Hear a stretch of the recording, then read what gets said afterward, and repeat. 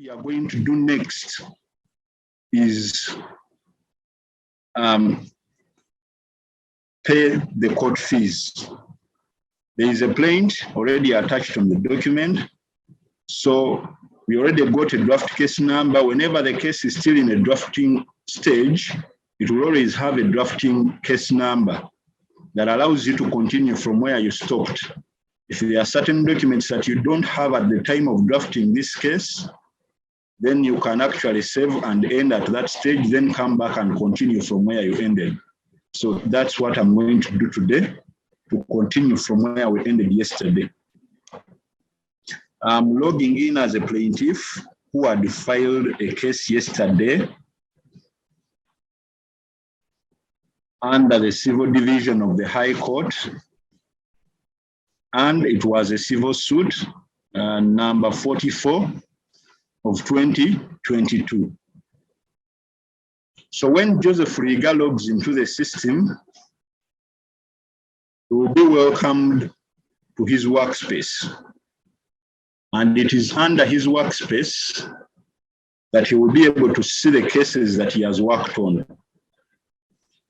If you are a lawyer or an advocate of one of the parties, you will be seeing all the cases that you've been participating as an advocate. And if you're a party to those cases, you'll still continue seeing these cases where you've been participating as a party in this workspace. The workspace is the white space that you see. And for our party that we have, who is known by the names of Joseph Riga, he only has one case, and it's draft number HCT-00-CV-CS 44 of 2022. And when we open, in order to open this case, we click on the case number, because now this is an e-file that we are drafting. And in order to open our e-file, we click on the case number. When the case number opens, you shall be seeing the contents on file. As you can see, these are the details that we input yesterday. The parties are there, the subject matter is there, the court, the division, case category. When you scroll down, the plaint, we have one pleading. Under pleadings, we have a plaint that is pending validation. But when you look at the card that I'm pointing at, which is court fees stroke payments, the plaintiff has not yet made any payments in relation to this case. Therefore, our next stage will be to continue and make payment of court fees in relation to this case. So in order to make payment for this case file that we are filing, we shall click on the court fees stroke payments card. And when it opens, we shall proceed to the yellow button labeled create. Most of our actions will be under the yellow buttons.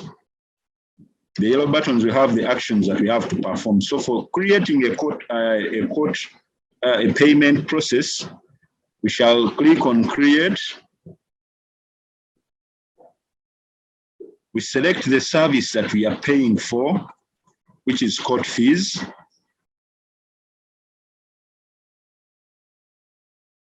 Then we shall, under the fee type, we shall proceed to select the court fees, the type of court fees that we are paying, which are on filing a plaint.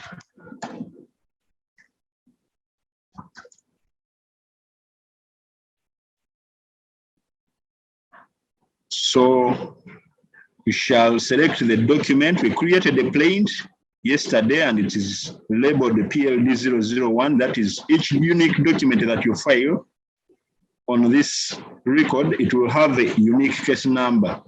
So the first plaint that came on our e-file has the plaint number, which is PLD0001. So if we file another document, say written statement of defense under the pleading section, we shall still have another document with a unique number PLD002. So all documents on file will be tracked by unique numbers. This business of plucking out pages out of a file is no longer going to be existing with this kind of security that tracks all actions that take place on these documents that we are putting on the e-file. So automatically, when I select the document that we are paying for, the fees are automatically assessed by the system. What the cashier in most of our courts have been doing is now being done by the system. It is able to assess you and give you the actual court fees that you have to pay. So the amount to be paid is already placed based on the plaint that you are filing and the claim value that you indicated. So it will compute and give you the amount of money that you are paying. So we select the paying person, who is Joseph Riga. Is this payer the same as the party? We check this box and indicate that yes.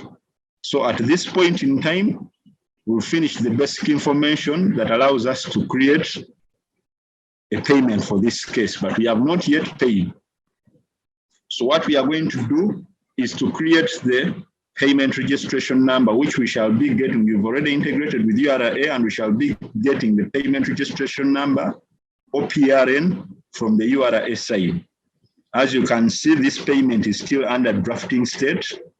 So from that state, we generate the payment registration number. This is generated from the side of URA, because now we already integrated with URA. And this is the role the cashier has been doing for you. So now you can do it yourself at one you can do it yourself in one place, and you will be able to proceed and make the payment without necessarily going to the bank. If you have mobile money, if you have other online payment methods, you can do it in one place without moving and spending transport and wasting time. So we've generated the PRN. So the payment registration number that we can use is this. So we can, if we wish to continue paying using any of these payment methods, we shall just select one of the methods of our preference. Assuming we are going to use online payment includes Visa, MasterCard, American Express, Union Pay, mobile money. So we can be able to pay using any of these without moving away from our place of convenience and going to either the banks or point of sale agents. So if we click online payment, the pay button will be generated. So if we click pay, with the integration that we have with URA, we should be led to the site of URA so that we can conclude this payment process, because we want to pay online. Payment online will allow us to link to the site of URA, and the payment will be processed from the URA that will clear the payment registration number to indicate the status that it is paid or pending payment. I think the test site for URA is still down.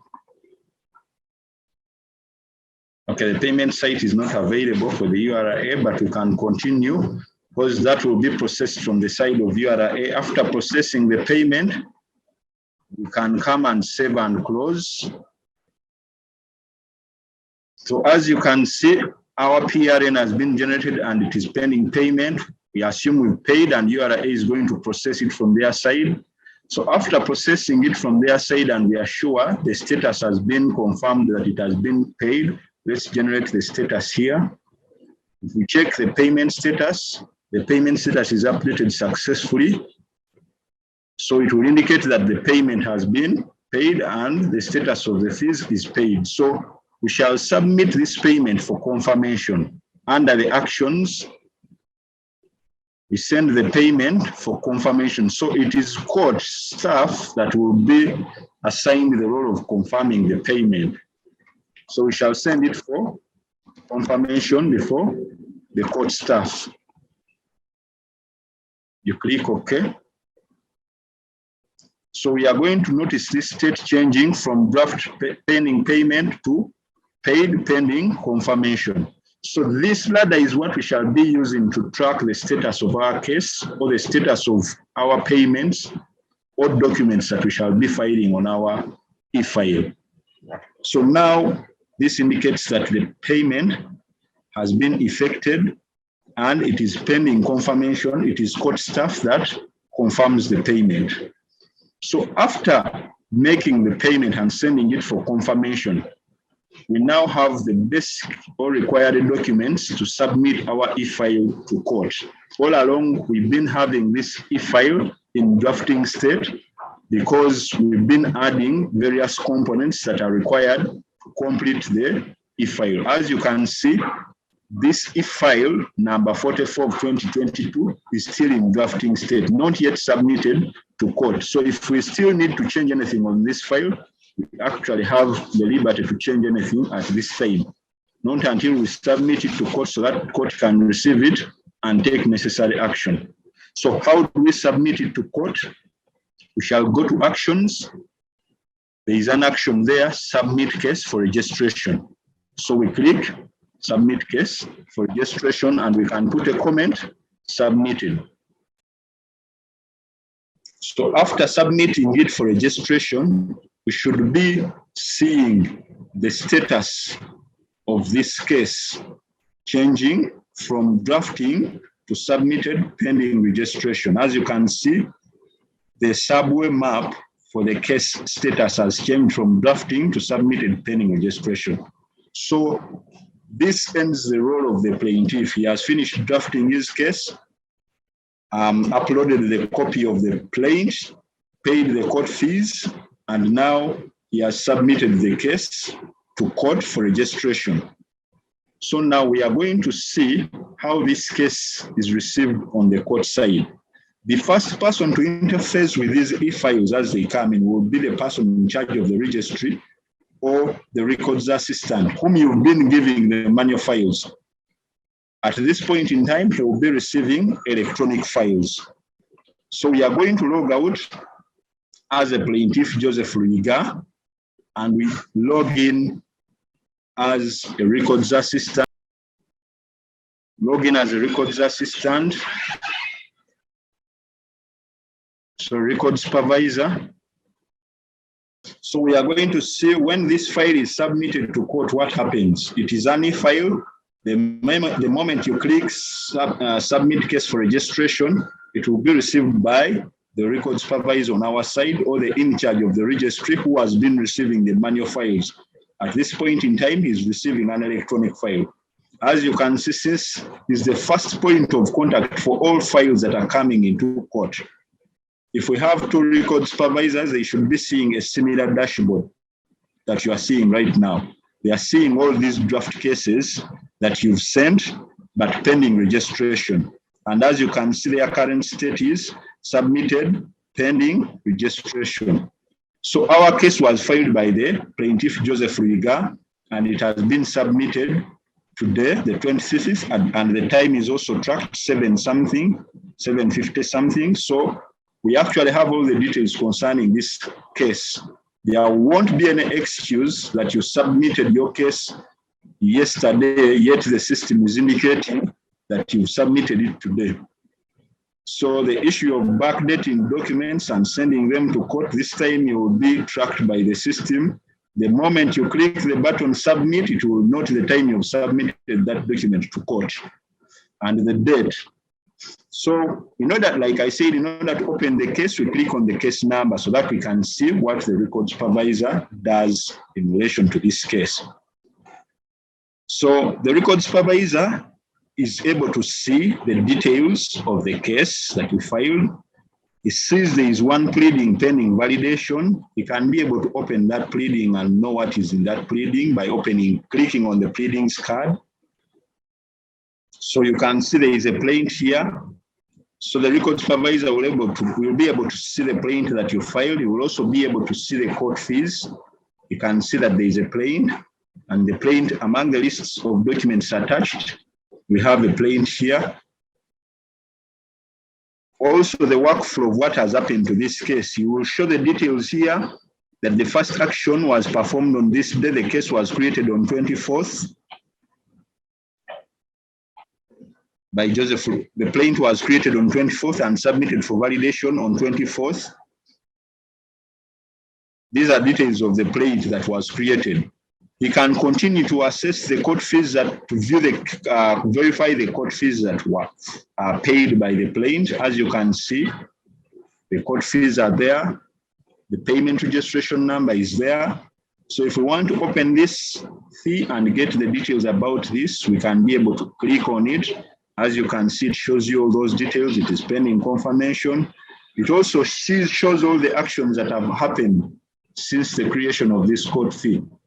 So it shows the court fees were created on this date and time by so and so. It was in drafting state. It moved to PRN generated pending payment, submitted pending confirmation. So all those details are tracked. Whatever happens on all the components of the system and whichever action that is taken will be indicated here, and the person who did it. So we are trying to track the audit trail of whatever happens on the documents you attach and the actions you take in the system. So the process server has a role to confirm the payment. As you can see, it is pending confirmation. If there is a problem with the payment, that instead of maybe say paying for the service of filing a plaint, you paid for maybe certification of documents, you selected the wrong fee type, then he will be able to tell you payment not confirmed, and you'll be required to put a comment here why he has not confirmed the payment. If you underassessed yourself, you'll still be able to put a comment here and tell you there was an underassessment, please make a full payment and revert this case back to you. So you'll be able to see the comment that he has put. If the payments are well paid and you've not underassessed yourself, then he will proceed to say payment confirmed by clicking on that action. You'll put a comment, the payment is confirmed, and we shall see this status changing from pending confirmation to confirmed. What other action does he have to do?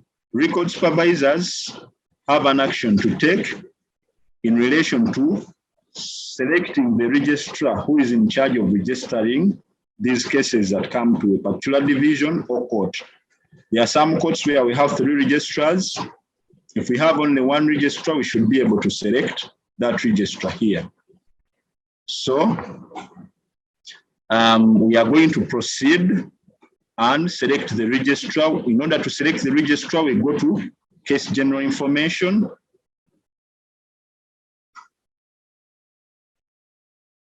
If it is a lower court, there is a magistrate in charge of allocating these files. He will be the one that we shall be selecting under this section. As you can see, the section indicates registrar / magistrate in charge, no data.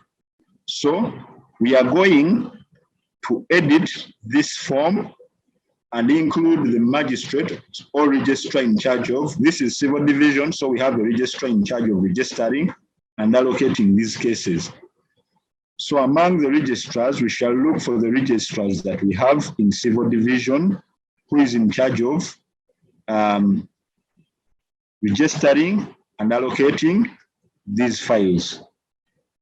So we shall select the registrar under the civil division, and then we shall click save and close.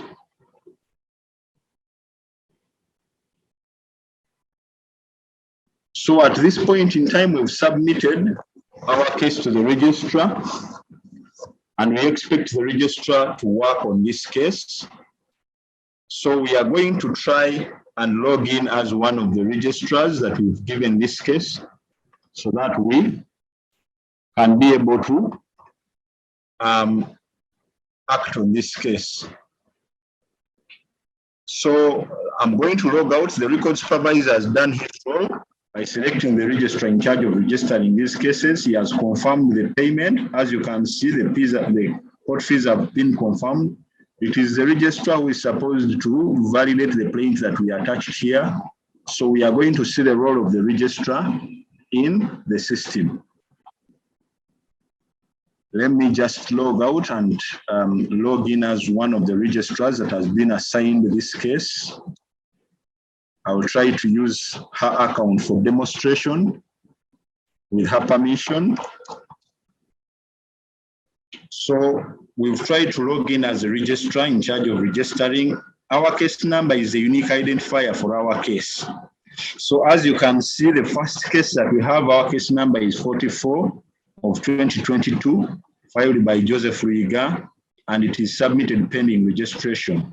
So the registrar will be able to see all these cases that are coming before him for registration and allocation. So in order to do the registration process, we will click on the draft case number to open the case. So after clicking on the draft case number, as you can see, it is pending registration. He has pleadings to validate. So how does he validate the pleadings? So there is a plaint here that was filed, and when we click on it, it will open for us to take the action. He can be able to download the plaint and read through it. If it is okay, then he will proceed to carry out the action of validating the plaint. So you click on validate, and we will put a comment here. The plaint that was filed by Mr. Joseph Riga has been validated by the registrar. You can also look at the basic case information that was put by the plaint to confirm whether it is all okay. So you can go to case overview. If the court fees were paid, we'll look at how much was paid by clicking on the court fees card. It will show him that the amount that was paid was 149,500 shillings, and the payment was confirmed by the record supervisor. And the payment was done on this date and at this time. So after confirming all the details on file, the next action that has to be taken by the registrar is to register this file. So we are going to see how the registrar registers this file.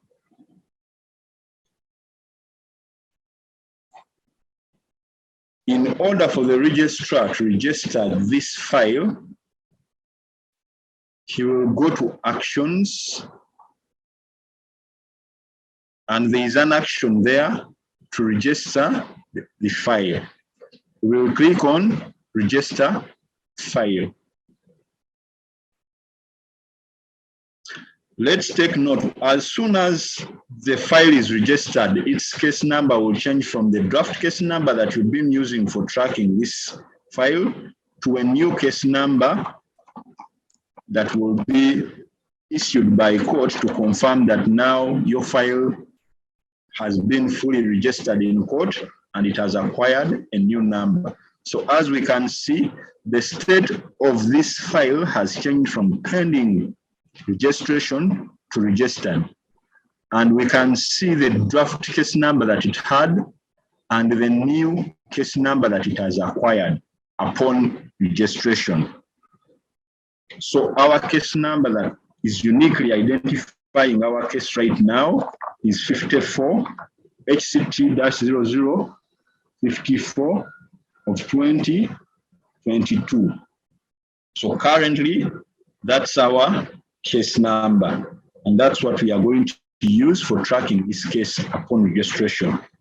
So after the file has been registered in court and it has acquired a draft case number, the registrar will be prompted to issue summons to the defendant to file his written statement of defense. Now, this e-file has various components, what we refer to as cards, that capture different forms of information. Have pleadings, court fees, notices, affidavits, summons, court sittings, warrants, orders, judgments. So all these cards capture different information on file. So now if the registrar wants to issue summons to the defendant to file his written statement of defense, he will go to the summons card, this one here, the one I'm pointing at, and click on summons.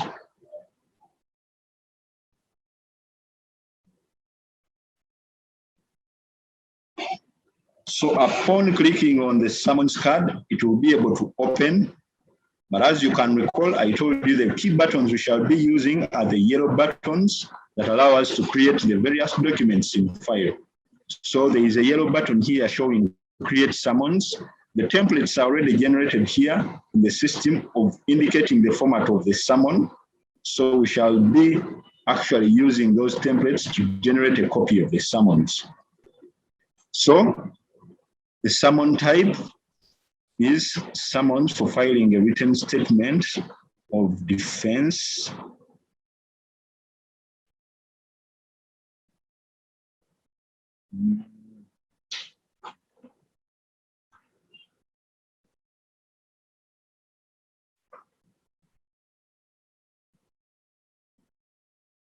Okay, we can just use any of them. It can be summons of direction. We are going to populate that list.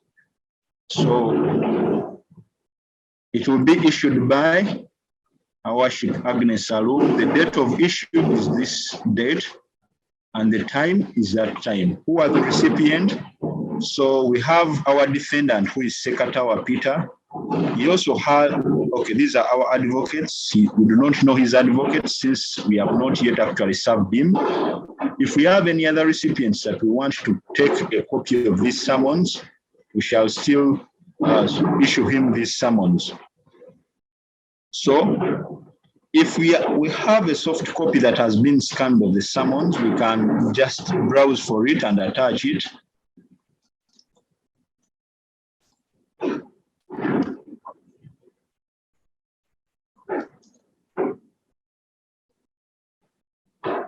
So we can attach a soft copy of a scanned summon.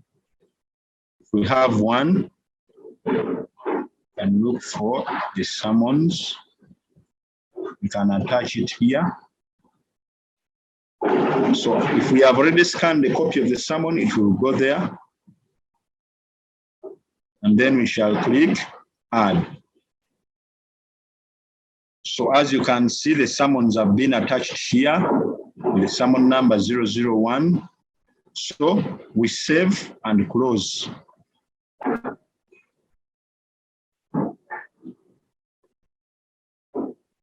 So upon saving, by doing this process, we've created a draft copy of summons, but we haven't completed the process of giving out this summon.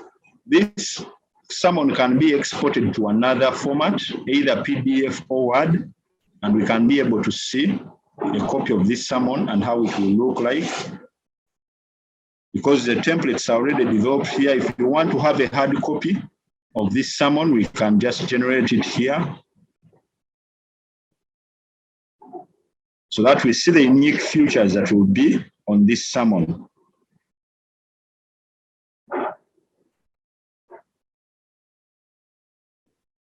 Are you seeing the copy of the summons?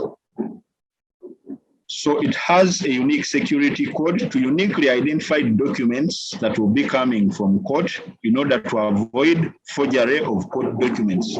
So each document that will be generated from the system will have a unique security code for uniquely identifying it. It will also have a QR code for also uniquely identify it. When you scan it with a QR code scanner, you'll be able to see the details under this and the court where it is coming from. So we can change the body of the summons and put there whatever we want and sign. We can sign electronically. We shall be having signature pads to sign on these documents. So this is how a copy of the summons coming from ECCMIS will look like. So assuming we've signed that summon and it's already attached here, it is still in draft state, we continue to take necessary action, validate and sign. So we shall say it has been signed or validated by the registrar. Now we want to issue this summon to the process server who is going to serve it to the defendant. So we shall leave this box checked and click OK. So our next stage is to create a task for the process server to go and serve the summons. All this is being done within the system. So the process server won't be expecting a manual summon to be sent to him. He will have an account in the system and he will be receiving these summons from the system. So the summon type is service, summon number, summon 00, summon for directions. So we can say requested start date. We can either give him today up to Monday, 28th.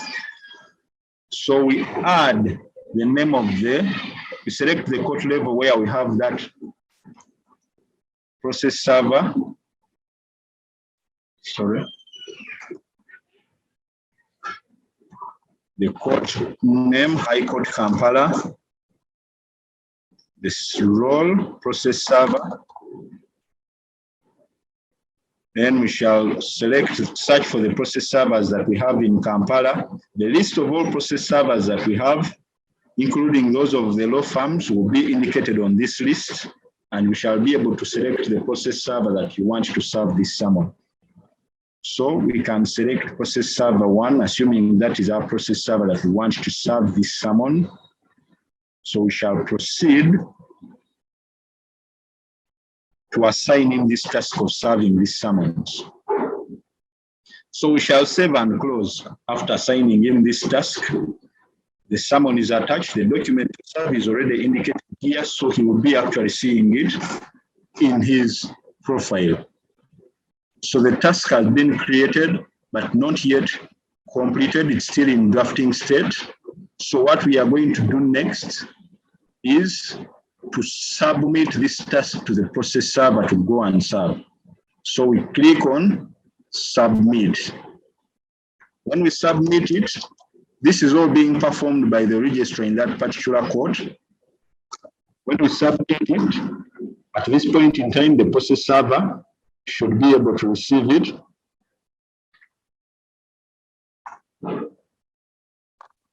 So as you can see, it has left the drafting state to pending. It is pending service. So we are going to log in as a process server in order to serve these summons. Now we finished the role of the registrar as far as the process is concerned. So we are going to log out as registrar and log in as process server. So we log out as registrar so that we can log in as process server.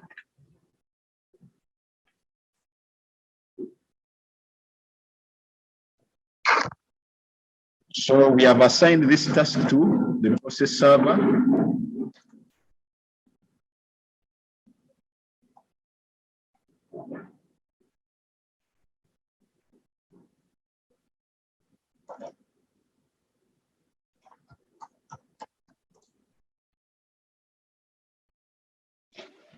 Remember, our unique identifier for this case is the case number, and our new case number is 54 of 2022 that has been issued to this case upon registration by registrar. And as you can see, it was modified by the registrar on this date and time, and the action that was taken is registration.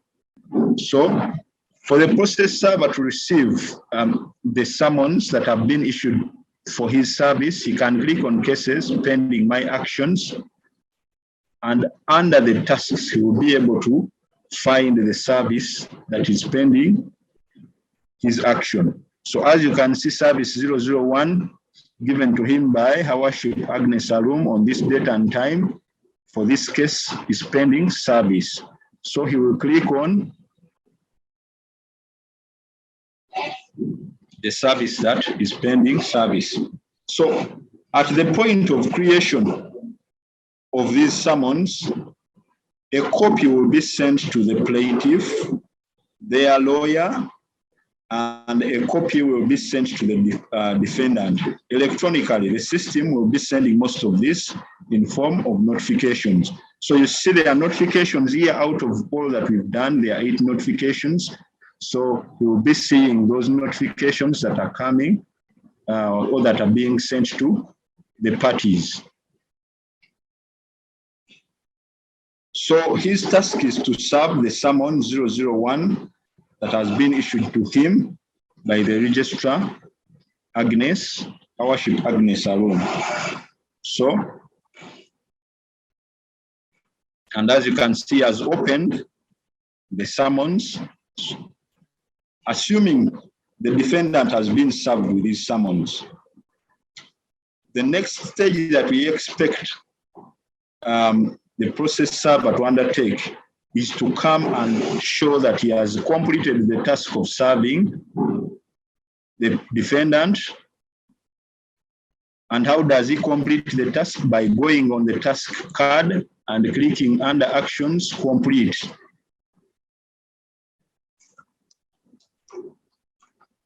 But in order to show that he has completed serving, he also has to file an affidavit of service. So as you can see, the state of the task that was assigned to him has moved from pending to completed. So we are going to proceed and see how he files an affidavit of service. This yellow button will be acting as our shortcut that will be leading us to the various cards that we have in the system. So under the cards, we shall look for the affidavits card where we file the affidavits of service. So we click there. The process server is now performing his duty in the system. Then click on create affidavit of service. Affidavit type, affidavit of service, document sub, summon 001. So it also attaches the document that you subbed to the defendant. If there are any comments or notes you want to make, you can put them there. So if you've scanned a soft copy of the affidavit of service, you can click here and attach that affidavit.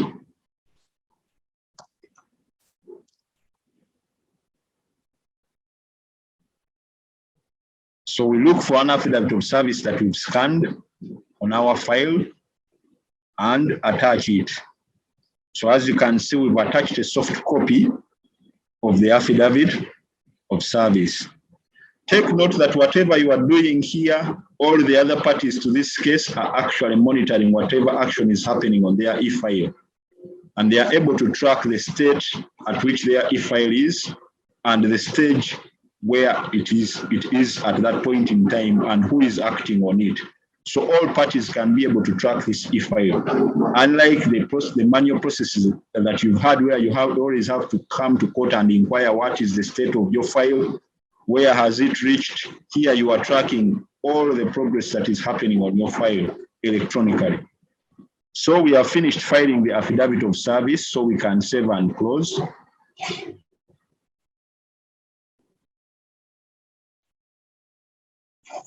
So after saving and closing, this will complete the task of the process server. And he will proceed to submit the affidavit for validation. Because now it's still in drafting state, so in order to change the drafting state, it is the registrar who will confirm that service was made and an correct affidavit of service has been filed in respect to the service that was done. So he will click on submit for validation. And if he has a comment, he will put it there. The comment is not mandatory. If it's okay, you can just click submitted for validation. So as you can see, the affidavit has changed state from drafting to pending validation. So that will be the role of the process server, both the process servers that we have in court and the process servers that you have in your law firms. That is what we'll be doing. So we finished seeing the role of the process server. So we are going to log out as the process server. So what we expect to happen next, the next stage that we expect to have here is to have the defendant file his written statement of defense.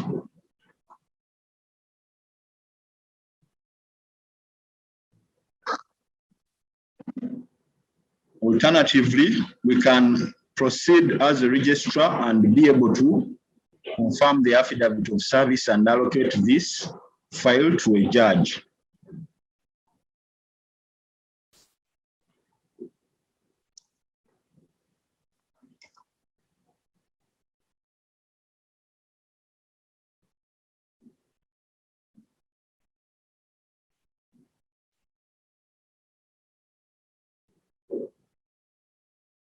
So we have our registrar here.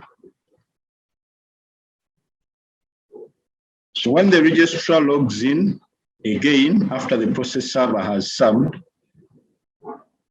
we will open this case and monitor the workflow that indicates the various stages that this case has gone through. Our case is 54 of 2022. So when you click on it,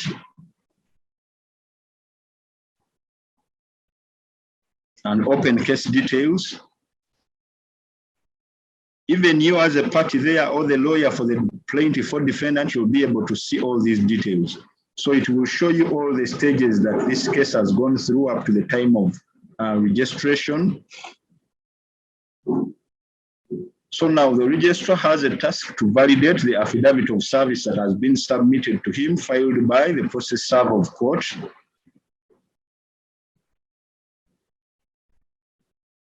You open the affidavit of service and perform the action. Yes, he can be able to read through the affidavit of service. The affidavit is here. If he wants to download it, he can click on it and open it. The summons that were served are here. So these blue words indicate the documents that you can download by simply clicking on them. If you click on this, I will be able to download the summons that were served by the process server. So we shall be able to see that summon here. If I click on the affidavit number, I should be able to see the affidavit of service here. So that's how they will be reviewing these documents and validating them as registrars. So we can say it has been validated by the registrar. A comment is put. Click OK. So as you can see, the state of this affidavit has changed from drafting to pending validation. Then finally, it is validated or signed. Depending on the division that you go to, others allocate before the defendant files written statement of defense. Others, it is the registrar who issues summons for the defendant to file a written statement of defense. Then we can be able to file the written statement of defense and proceed to allocate the case. But in this case, let's assume the defendant will file later. So the registrar is going to allocate this file to the judge in charge so that she can proceed with further action. So how does it do the allocation? We go back to case overview. Remember to always use our shortcut, case overview. Then we click on case details.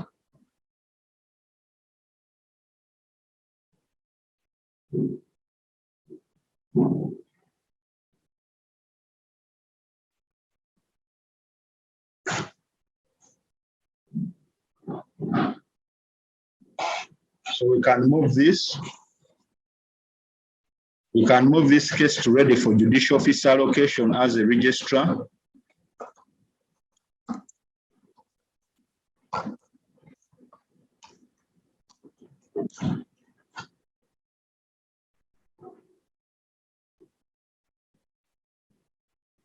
And click OK. There are some parties that we need to validate. We shall validate them together. So as you can see, the state has changed to pending judicial officer, pending judicial officer allocation.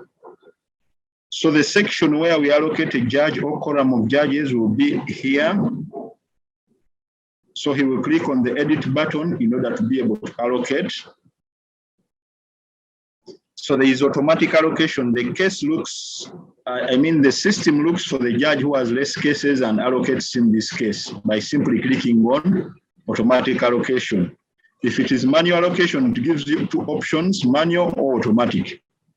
So If it's manual allocation, you select the court level as High Court and the court name, High Court Kampala, and you select the name of the judge. We can search for judges under High Court Kampala. We shall be having a list of all the judges under High Court Kampala. So we shall select the judge and add him to this case.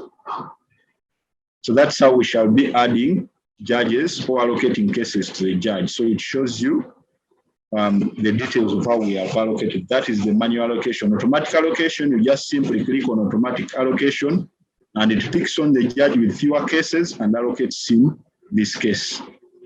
So that's how we shall be allocating the cases in ECCMIS. So for now, I think I beg to end this presentation here. We have almost used up the ECCMIS 1 hour that we usually have for the day. We shall be in position to continue from here tomorrow. Don't always forget to save and close for whichever action that you take, save and close so that that information is stored. And you can be able to continue from there next time.